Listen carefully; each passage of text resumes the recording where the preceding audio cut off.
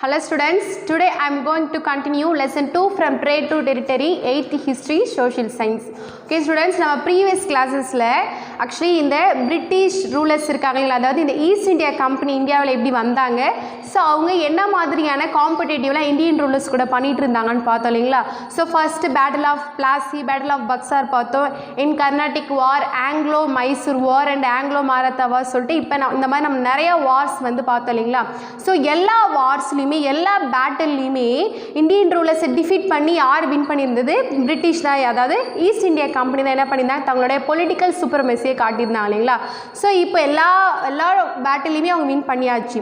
So next step என்ன, இந்தியாவில் அவங்களுடைய என்ன மாதிரியான பொலிட்டிக்கலை கொண்டு வரணும் அப்படின்றது அவங்களோட நெக்ஸ்ட் ஐடியாவாக இருந்தது. ஸோ அதுதான் நம்ம இன்னைக்கு கிளாஸில் பார்க்க போகிறோம். So the British administrative organisation India. So இப்போ இந்தியாவில் அவங்களுடைய அட்மினிஸ்ட்ரேட்டிவ் எப்படி கொண்டு வராங்க, அதாவது ஆங்கிலேயர்களுடைய நிர்வாக முறையை இந்தியாவில் எப்படி செயல்படுத்துகிறாங்க அப்படின்னு தான் பார்க்க போகிறோம். ஓகேங்களா. So first the British Indian administrative was run by 4 principal institutions. அதாவது அவங்களுடைய இந்தியன் அட்மினிஸ்ட்ரேட்டிவ் இந்தியாவில் ஒரு 4 முக்கியமான அமைப்புகளை கொண்டு செயல்படுத்துகிறாங்க. 4 பிரின்சிபல் இன்ஸ்டிடியூஷன் சொல்கிறாங்க. ஸோ என்னெல்லாம் அந்த 4 பிரின்சிபல் இன்ஸ்டிடியூஷன் பார்த்தீங்கன்னா, ஃபர்ஸ்ட் என்ன எடுத்துகிட்டு வராங்களா, சிவில் சர்வீஸ் பிரிக்கிறாங்க. ஓகேவா. சிவில் சர்வீசஸ் அப்படின்னா குடிமையல் பணின்னு சொல்லுவாங்க. ஓகே. அண்ட் வந்து ஆர்மி முக்கியம். ஓகேவா. ஒரு அட்மினிஸ்ட்ரேட்டிவ் மெத்தடில் ஆர்மி இஸ் ரொம்ப என்னது இம்பார்ட்டன்ட் அது. ஓகேவா. அண்ட் போலீஸ் அண்ட் ஃபைனலாக என்ன கொண்டு வராங்க, ஜுடிஷரி. இதுவும் ரொம்ப இம்பார்ட்டண்டான ஒரு விஷயம். ஸோ என்ன 4 principal institutions, civil service, army and police, judiciary அப்படின்னு என்னது நீதி. ஓகேவா. நீதித்துறைன்னு சொல்லுவாங்க. ஸோ இதுதான் அவங்களுடைய மேஜரான பிரின்சிபல் இன்ஸ்டிடியூஷனாக இருந்தது. ஸோ இப்போ நம்ம இந்த ஒவ்வொரு பிரின்சிபல்ஸ் பற்றியும் ஒரு டாப்பிக்கில் கிளியராக பார்க்கலாம். இப்போ ஃபர்ஸ்ட் என்னது, சிவில் சர்வீஸ் இல்லைங்களா. ஸோ அப்போ அந்த சிவில் சர்வீஸ் பற்றி டீட்டெயிலாக பார்க்கலாம். Okay students, take your book, page number 19ல் சிவில் சர்வீஸை பற்றின என்னன்னு சொல்லியிருக்காங்க, ஜஸ்ட் இன்ட்ரடக்ஷன்ஸ் மாதிரி கொடுத்துருக்காங்க பாரு. அந்த ஃபர்ஸ்ட் பேரா இருக்குல்ல, அதுதான் உங்களுக்கு. ஸோ ஃபர்ஸ்ட் இப்போ ரீட் பண்ணுறேன், பாஸ் பண்ணிவிட்டு உங்கள் புக்கு இது வரைக்கும் எடுக்கலன்னா எடுத்துகிட்டு லிசன் பண்ணுங்க. ஓகேவா.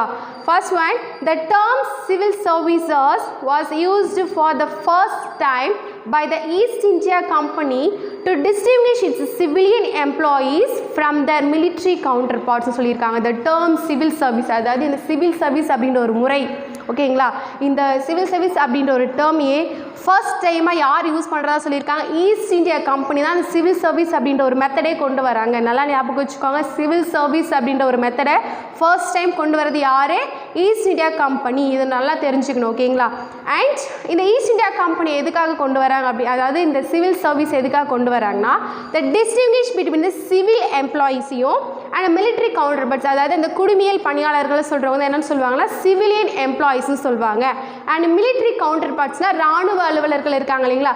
ஸோ அவங்கள மிலிட்ரி கவுண்டர்பார்ட்ஸ் சொல்லுவாங்க. ஸோ 2 பேருக்கும் டிஃப்ரென்ஸ் பண்ணி காமிக்கிறதுக்காக தான் இந்த சிவில் சர்வீசஸ் மெத்தடை கொண்டு வராங்க. யார் யாரை டிஸ்டிங்விஷ் பண்ணி காமிக்கணும்ட்டு சிவிலியன் எம்ப்ளாயிஸையும் அண்ட் மிலிட்ரி கவுண்டர்பார்ட்ஸையும். அண்ட் என்ன சொல்லியிருக்காங்க, இந்த சிவிலியன் சர்வீஸோட அனதர் ஒர்க் என்னென்னு பார்த்தீங்கன்னா, translating law into action. Law இருக்குது இல்லைங்களா, சட்டங்கள் இருக்குது இல்லைங்களா, அதை செயல்படுத்துறது இவங்களுடைய வேலை. Translating law into action and collecting revenue were the main jobs for the civil service. இந்த சிவில் சர்வீஸோடைய அனதர் ஒர்க் என்னென்னா, ரெவென்யூ கலெக்ட் பண்ணுறது, அந்த வரி கலெக்ட் பண்ண சொல்லுவாங்க இல்லை. ஸோ அதுதான் எங்களுடைய நெக்ஸ்ட் ஜாப். அண்ட் அடுத்து என்ன சொல்லியிருக்காங்க, த civil service was initially commercial in nature but later it was transformed into a public service. So முதல்ல இந்த சிவில் சர்வீஸை எந்த பாயிண்ட் ஆஃப் வியூவில் கொண்டு வராங்கன்னா, கமர்ஷியல் டிரான்சாக்ஷனுக்காக தான் கொண்டு வராங்க, வியாபாரத்துக்காக வணிகத்துக்காக தான் இதை கொண்டு வராங்க. ஆனால் லேட்டராக இந்த சிவில் சர்வீஸ் என்னவா மாறிடுச்சுன்னா பப்ளிக் சர்வீசஸாக மாற்றிட்டாங்க, பொது சேவைக்கு கொண்டு வந்துட்டாங்கன்னு சொல்லியிருக்காங்க. And in the beginning the appointment of the services was the sole prerogative of the court of directors of the கம்பெனின்னு சொல்லியிருக்காங்க. இப்போ இந்த சிவில் சர்வீஸ் மெத்தடை கொண்டு வந்தாச்சு. ஸோ இதில் ஒர்க் பண்ணுறதுக்கு சிவில் சர்வன்ஸ் தேவை, குடிமையில் அலுவலர்கள் தேவை இல்லைங்களா. ஸோ அவங்கள யார் அப்பாயிண்ட் பண்ணுறது அப்படின்னு பார்த்தீங்கன்னா, அந்த ஈஸ்ட் இந்தியா கம்பெனியில் டேரக்டர்ஸ் இருப்பாங்க இல்லைங்களா. ஸோ அவங்க தான் இந்த சிவில் சர்வன்ஸை அப்பாயிண்ட் பண்ணுறா சொல்லியிருக்காங்க. அண்ட் அடுத்து என்ன சொல்லியிருக்காங்க, but the nominated civil servants indulged in corruption, bribery and illegal private ட்ரேடுன்னு சொல்லியிருக்காங்க. ஸோ அப்படி அந்த அப்பாயிண்ட் பண்ண அந்த சிவில் சர்வன்ட்ஸ் இருக்காங்க இல்லைங்களா, அதாவது இந்த கம்பெனியில் இருக்கக்கூடிய டேரக்டர்ஸால் அப்பாயிண்ட் பண்ண அந்த சர்வன்ட்ஸ் எதில் ஈடுபடுறாங்கன்னா கரப்ஷன் ஊழலில் ஈடுபடுறாங்க. அண்ட் பிரிபேரினா லஞ்சம் வாங்குறாங்க. அண்ட் இல்லீகல் ப்ரைவேட் ட்ரேட், அதாவது இந்த கம்பெனிக்கு அகெயின்ஸ்டாக நிறையா இல்லீகலான ட்ரேடை செய்கிறாங்க. So Cornwallis who came to India as a Governor General in 1786, நல்லா மார்க் பண்ணிக்கோங்க. ஸோ 1786ல் கார்ன்வாலிஸ் இந்தியாவுக்கு வராரு. இந்த மாதிரி இல்லீகல் ட்ரேட்லாம் நடக்குது இல்லைங்களா, கரப்ஷன்லாம் நடக்குது இல்லைங்களா, ஸோ அதை மாற்றுறதுக்காக 1786ல் கார்ன்வாலிஸ் உள்ள என்ட்ராகிறாரு. So he also raised the salary of the company servants who became the highest paid civil servants in the world. So Cornwallis உள்ள வந்ததுக்கப்புறமா நிறைய ரூல்ஸ் எல்லாம் உருவாக்குறாரு. அந்த ப்ரைவேட் ட்ரேட்லாம் நடக்குது இல்லைங்களா, ஸோ அதுக்கு அகெயின்ஸ்டாக நிறைய ரூல்ஸ் உருவாக்குறதோடு மட்டும் இல்லாமல் அந்த கம்பெனி சர்வன்ட்ஸ்னுடைய சேலரி என்ன பண்ணுறாரு, ஹையாக்குறாரு. ஒருவேளை சேலரி கம்மியாக இருக்கிறனால தான் ஒருவேளை எல்லோரும் ஊழலில் ஈடுபடுறாங்களோ லஞ்சம் வாங்குறாங்களோ அப்படின்ற ஐடியா இருந்ததுனால அந்த கம்பெனியில் ஒர்க் பண்ணுறவங்கள சேலரி இவர் என்ன பண்ணுறாரு, ஹை பண்ணுறாரு. ஸோ இதன் மூலிமா வேர்ல்டு லெவல்லையே அதிகமான சேலரி வாங்கக்கூடியவங்க யாருன்னு பார்த்தீங்கன்னா இந்த கம்பெனி சர்வன்ட்ஸ் தான். ஓகேங்களா, அண்ட் இது யார் பண்ணுது அப்படின்னு பார்த்தீங்கன்னா கார்ன்வாலிஸ். ஓகேவா, ஸோ நெக்ஸ்ட் என்ன சொல்லியிருக்காங்கன்னா லார்ட் வெல்லஸ்லி. அடுத்தது யார் வராங்கன்னா Lord Wellesley, the governor general of 1798. அதாவது இந்த காலகட்டத்தில் நம்ம இந்தியாவுடைய கவர்னர் ஜெனரலாக யார் இருந்தாங்கன்னா Lord Wellesley. So introducing idea suitable training for civil servants in India. அதாவது சிவில் சர்வன்ட்ஸ் அப்பாயிண்ட் பண்ணியாச்சு இல்லைங்களா, அவங்களுக்கு சரியான வேலை செய்யறதுக்கு சரியான ட்ரைனிங் இருக்கணும் இல்லைங்களா. ஸோ அவங்களுக்கே நம்ம ஒரு ட்ரைனிங்கை கொடுக்கக்கூடாது அப்படின்ற ஒரு ஐடியாவை யார் ஃபஸ்ட்டு கொண்டு வரதுன்னா லார்ட் வெல்லஸ்லி கொண்டு வராரு. என்னதுக்கு, சிவில் சர்வன்ட்ஸுக்கு தேவையான ட்ரைனிங் கொடுக்கணும் அப்படின்றதுக்காக. அண்ட் 1800 ஒரு காலேஜை உருவாக்குறாங்க. 1800 ஒரு காலேஜ் உருவாக்குறாங்க. இது ஆல்ரெடி நம்ம ஃபஸ்ட் லெசனில் பார்த்துருக்கோம், மெட்டீரியல் சோர்சஸில் பார்த்து ஞாபகம் இருக்குங்களா, ஃபோர்ட் வில்லியம் பார்த்துருக்கோம். ஸோ அந்த ஃபோர்ட் வில்லியமை காலேஜாக மாற்றுறாங்க. ஸோ இது எங்கே இருக்குதுன்னு பார்த்தீங்கன்னா Calcutta. It located at Calcutta. So to provide training in literature, science and language. So இந்த காலேஜில் எதுக்கான ட்ரைனிங் எல்லாம் கொடுக்குறாங்க அப்படின்னு பார்த்தீங்கன்னா லிட்ரேச்சர், இலக்கியங்கள் சம்மந்தப்பட்டது, அண்ட் சயின்ஸ் அறிவியல் சம்மந்தப்பட்ட ட்ரைனிங், அண்ட் லாங்குவேஜ்க்கான ட்ரைனிங்ஸ் எல்லாம் கொடுக்குறாங்க.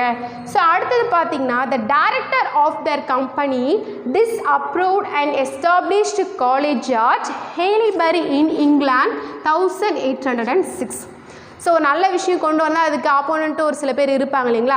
ஸோ அதேமாதிரி அந்த கம்பெனியில் இருந்த டேரக்டர்ஸ் இந்த ஒரு பர்டிகுலர் விஷயத்துக்கு, அதாவது லார்ட் வெல்லஸ்லி கொண்டு வந்தார் இல்லையா, இந்த மாதிரி ட்ரைனிங் கொடுக்கலாம் அப்படின்னு சொல்லிட்டு அது இங்கே தேவையில்லை, அது ஃபோர்ட் வில்லியமில் நடக்க தேவையில்லை சொல்லிட்டு அதுக்கு டிஸ்அப்ரூவல் கொடுக்குறாங்க அந்த company of the directors.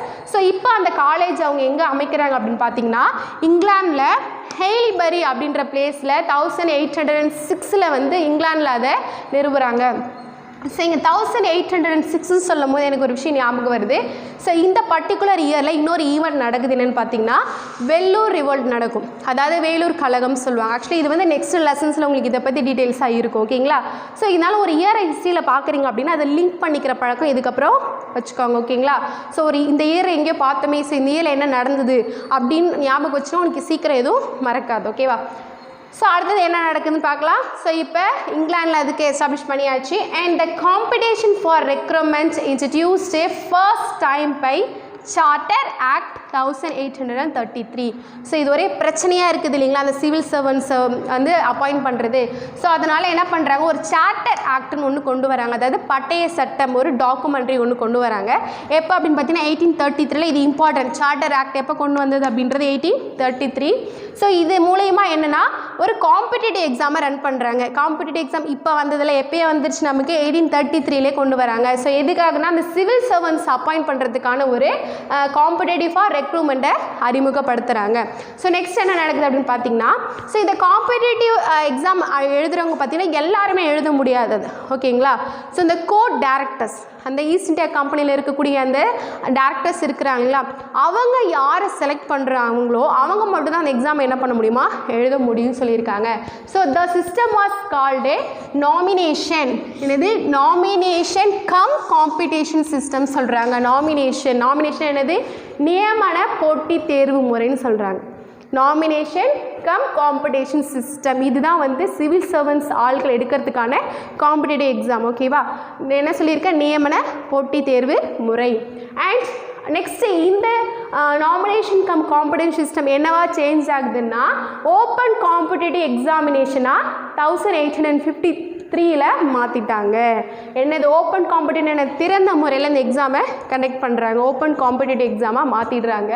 So this system was confirm. Okay, இதுக்கப்புறம் இந்த மாதிரி நம்ம எக்ஸாமை கண்டக்ட் பண்ணலான்னு சொல்லிட்டு நம்ம கவர்மெண்ட் ஆஃப் இந்தியா ஆக்டையும் கொண்டு வராங்க. கவர்மெண்ட் ஆஃப் இந்தியா ஆக்டை 1858 கொண்டு வந்து இதுக்கப்புறம் சிவில் சர்வன்ஸ்க்கு தேவையான ஆட்களை இப்படி தான் எடுக்க முடியுன்ற ஒரு விஷயத்தை கொண்டு வந்துட்டாங்க. ஆக்சுவலி அப்ரூவ் பண்ணிட்டாங்கன்னு அர்த்தம். அதுக்கான ஆக்ட் என்னது, government of India act of 1858. அது ஞாபகம் வச்சுக்கோங்க. அண்ட் ஸோ இப்போ இந்த எக்ஸாமை அட்டன் பண்ணுறதுக்கு ஒரு ஏஜ் லிமிட் வேணும் இல்லைங்களா. So the maximum age of exam பார்த்தீங்கன்னா 23 தான், 23 வயசு தான். அதுக்கு மேலே இருந்தால் என்ன பண்ணக்கூடாது, இந்த எக்ஸாமை அட்டன் பண்ணக்கூடாது.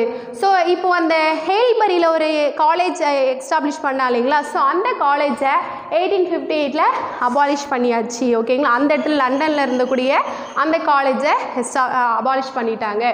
And the recruitment of civil service became the responsibility of the Civil Service Commission.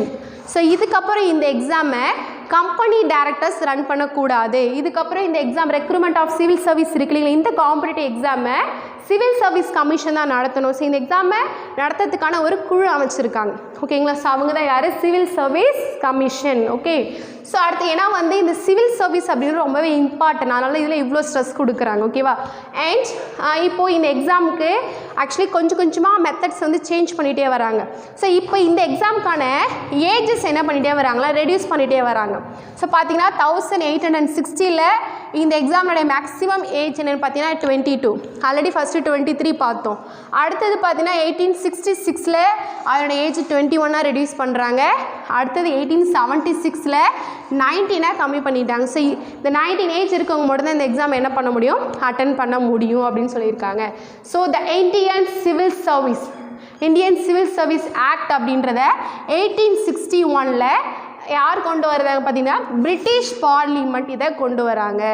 என்னது, இந்தியன் சிவில் சர்வீஸ் ஆக்ட், இந்திய குடிமேல் பணியாளர் சட்டம் அப்படின்றத 1861 யார் கொண்டு வர்றது, பிரிட்டிஷ் பார்லிமெண்ட் இந்த சட்டத்தை கொண்டு வந்துடுறாங்க. ஸோ இந்த சட்டத்தை எதுக்காக எக்ஸ்க்ளூசிவாக கொண்டு வராங்க அப்படின்னு பார்த்தீங்கன்னா certain categories of high executive and judicial post, அதாவது இந்த சிவில் சர்வீஸில் வேலை செய்யக்கூடிய ஒரு சில உயர் அதிகாரிகளுக்காகவும் அங்கே இருக்கக்கூடிய ஒரு நீதி அலுவலர்களுக்காகவும் நீதித்துறையில் வேலை செய்வாங்க அவங்களுக்காக. ஏன் பார்த்தீங்கன்னா அவங்கள கான்ட்ராக்ட் பேஸில் தான் வச்சுருக்காங்க. இந்த சிவில் சர்வீஸில் அவங்க எப்படி ஒர்க் பண்ணலாம், அந்த ஹை அஃபிஷியல்ஸும் இந்த ஜுடிஷியல் போஸ்ட்டையும் கான்ட்ராக்டில் தான் ஒர்க் பண்ணலாம். வேணுன்ற வரைக்கும் அவங்க ஒர்க் பண்ணலாம், வேணான்னு சொல்லிட்டு என்ன பண்ணிடலாம், அவங்க போயிடலாம். ஏன்னா அது கான்ட்ராக்ட் மெத்தட். ஓகேவா. ஸோ லேட்டராக இந்த கான்ட்ராக்ட் பேசிஸ் என்ன பண்ணிடுறாங்க, கேன்சல் பண்ணிடுறாங்க. ஸோ ஃபைனலாக அது என்னவா மாறிடுதுன்னா இந்தியன் சிவில் சர்வீஸ் எக்ஸாமாக மாறிடுது. நீங்கள் கேள்விப்பட்டிருப்பீங்க இது. ஓகேங்களா. ஸோ இந்தியன் சிவில் சர்வீஸ் எக்ஸாமாக இப்போது நடக்க ஆரம்பிக்குது. ஸோ இந்த இந்தியன் சிவில் சர்வீஸ் எழுதுறதுனுடைய ஏஜ் வந்து ரொம்பவே கம்மி. அது எந்த ஏஜ்னு சொல்லலை, இப்போ நீங்கள் இங்கேயே பார்த்துருக்கலாம். அந்த ஏஜ் வந்து ரொம்பவே கம்மியாக இருக்கிறதுனாலையும் இந்த எக்ஸாமை பார்த்தீங்கன்னா வெல்த்தி பீப்புள், அப்போ இந்தியாவில் இருக்கக்கூடிய பணக்கார மக்களால் மட்டும்தான் இந்த எக்ஸாமை எழுத முடிஞ்சுதான். ஏன் பார்த்தீங்கன்னா இந்த எக்ஸாம் இந்தியாவில் நடக்காது, லண்டனில் தான் நடந்தது. ஸோ அப்போ நீங்களே பாருங்கள், யாரெல்லாம் லண்டனுக்கு போக முடியுமோ அவங்களால மட்டும் இந்த இந்தியன் சிவில் சர்வீஸ் எக்ஸாமை அட்டன் பண்ண முடிஞ்சதுன்னு சொல்லியிருக்காங்க. ஸோ ஃபைனலாக 1869 ஒரு 3 இண்டியன்ஸ் வந்து இந்த இந்தியன் சிவில் சர்வீஸில் பாஸ் பண்ணியிருக்காங்க. ஆக்சுவலி என்ன அப்படின்னா இந்த இந்தியன் சிவில் சர்வீஸ் வந்து ஆரம்ப காலத்தில் இந்த கம்பெனி கையில் இருக்கும்போது அவங்க யார் செலக்ட் பண்ணுறாங்களோ அவங்க மட்டும் தான் என்ன பண்ண முடியுது, இந்த எக்ஸாமை எழுத முடியுதுன்னு சொன்னாங்க. ஸோ அதுக்கப்புறம் இது வந்து அந்த சிவில் சர்வீஸ் கமிஷனை கொண்டு வந்தாச்சு. ஸோ கொண்டு வந்ததுக்கப்புறம் என்ன பண்ணிட்டு இருக்காங்க, அது இந்தியன் சிவில் சர்வீஸ் எக்ஸாமாக மாறிடுச்சு. ஏன்னா அந்த ஆக்ட் கொண்டு வந்துட்டாங்க. என்ன ஆக்ட் கொண்டு வந்திருக்காங்க, இந்தியன் சிவில் சர்வீஸ் ஆக்டை கொண்டு வந்ததுனால இந்தியர்களும் அந்த எக்ஸாமை எழுதலாம்னு சொல்லியிருக்காங்க. அதுவும் பர்டிகுலராக லண்டனில் போய் தான் எழுத முடியும் இல்லைங்களா. ஸோ இவ்வளோ ஒரு பிரச்சனையை ஃபேஸ் பண்ணி ஒரு 3 இந்தியன்ஸ் இந்த எக்ஸாமை பாஸ் பண்ணியிருக்காங்க. ஸோ யார் பாருங்கள், சுரேந்திரநாத் பானர்ஜி ஃபர்ஸ்ட் ஒன் யாரு, Surendranath Banerjee and Ramesh Chandra Dutt and Bihari Lal Gupta. These are the 3 Indians என்ன பண்ணியிருக்காங்க 1869 இந்த இந்தியன் சிவில் சர்வீஸ் அதாவது ICS எக்ஸாமை பாஸ் பண்ணியிருக்காங்க. அண்ட் அனதர் ஒரு விஷயம் அடிஷ்னல் டூ யூ நோவில் கொடுத்துருக்காங்க. சத்யேந்திரநாத் தாகூர் சொல்லும்போது அவங்க மைண்டில் ஒரு நேம் கிளிக் ஆகிருக்கணும். யார்? ரவீந்திரநாத் தாகூர்.